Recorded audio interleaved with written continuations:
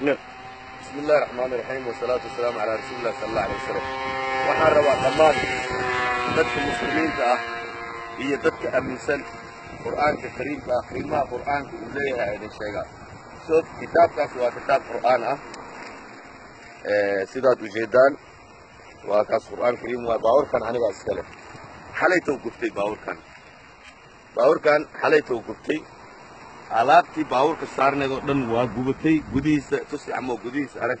gudihiisa sidoo noqday arag wixii dhan waa gubtay kitaabkan wallahi intuu saas u saarnaay meelihii ka dambeeyey waa gubteen intu waa gubatay wax dhan waa gubtay kitaabkii markii aan ka soo qaaday fiiri meeshii uu saarnaa calaamadiisa xataa waa soo bixaysaa subxaan allah meesha uu saarnaa calaamadiisa waa taas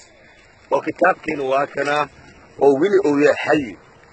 kitaabkii xayi waa wax ka gubtay oo ilaahay uunta ma jirto marka ilaahay subxaanahu watacaala markuu dhahay innaa naxnu nazalna dikra wa innaa lahu laxaafiduun ilaahay wuxuu yidhi qur'aankaas annagaa soo dejinay annagaan xafideen subxaan allah ilaahay soo u xafida arag kalaamkiisa baawarkiina arag waraaqii kale arag wixii kale arag fiiri xaanshooyinkii kale mujadaa xaanshooyinkii kale dhan fiirisay noqdeen asiga laakiin arag waa kaas marka waxaa ogaanaysiin qur'aanka inuu dhedhel ahayn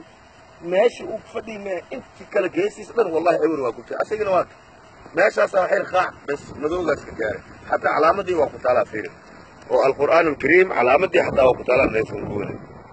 marka sidaas waxaa la soconaysiin in uu qur'aanka kariimka uu ahayn wax dhedhela wasalaamu calaykum waraxmat ullaahi wabarakatu